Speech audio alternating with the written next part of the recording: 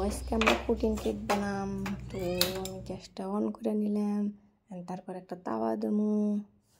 তাওয়াটা ভালো করে ধুয়ে নিয়েছিলাম।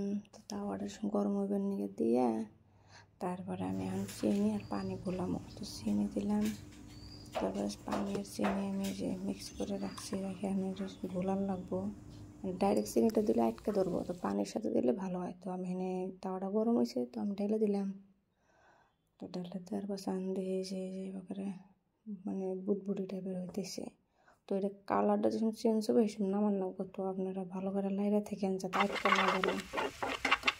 লাইরা থাকেন দেখেন কালারটা যখন চেঞ্জ হবে তখন নামায় দেবেন।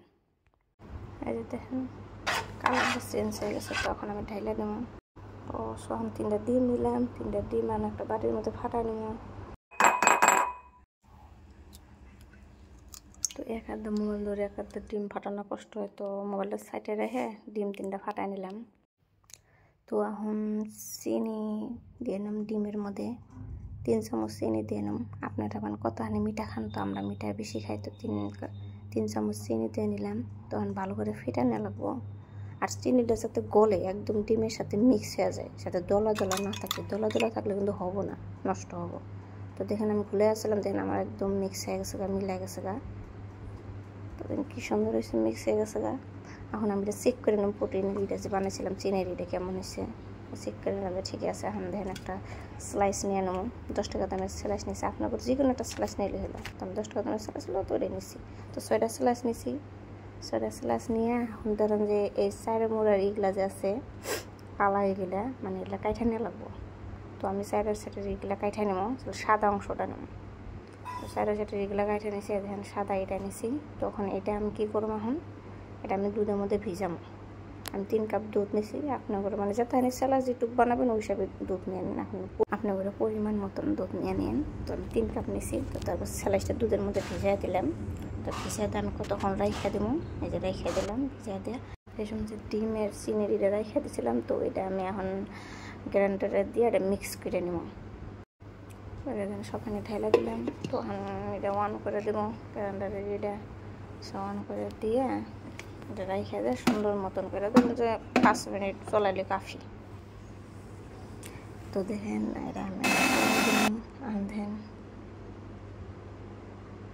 দেখেন কি সুন্দর করে মিক্স হয়েছে। এখন গ্রাইন্ডারে দিলে ভালো হয় আর কি সুন্দর মিক্স হয়েছে। এখন এটার মধ্যে ওই যে দুধ আর স্যালাডটা রেখে দিয়েছিলাম, এখন এটা ঢেলে দিন। দুইটা মিলে আমি ভালো করে মিক্স করে নিন, 5 মিনিট চলাইলে কাফি। দুইটা মিলে দেখেন ভালো করে মিক্স করে নিব।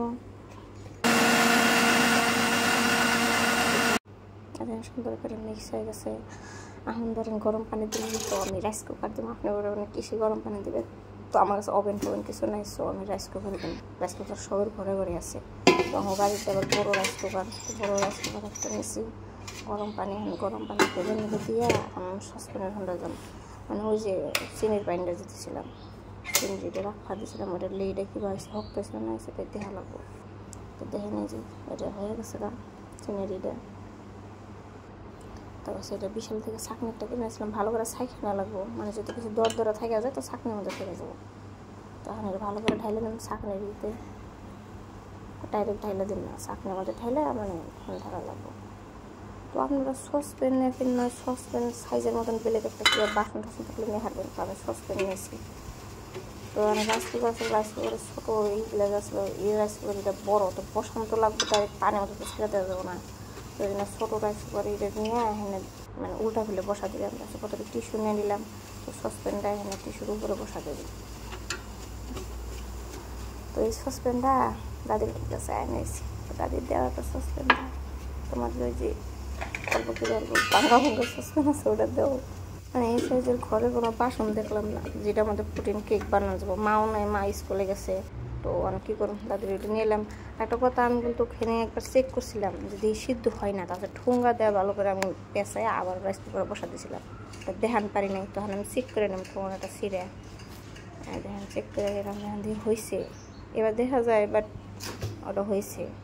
ঠান্ডা হয়ে দিয়েছিলাম কতক্ষণ, তার এটা ফ্রিজের ভিতরে দিয়ে নামায় এনে ঠান্ডা হয়ে দিয়েছিলাম, ডাইরেক্ট গরমটা দেওয়া যাবে না। তো এটা ধরেন যে 1 ঘন্টা নিয়ে আমি রেখে দেবো। তো 1 ঘন্টার পাশে দেখি ভাইটি বাইক করে নিয়ে আইছে বার্থডে সাথে কোনো কিছু নেই এমনি happy birthday to me happy birthday to me happy birthday to me ये मेरा मामा खाए आप सोफा में ताव खाए आप मेरा गलती से भेंट खाएगा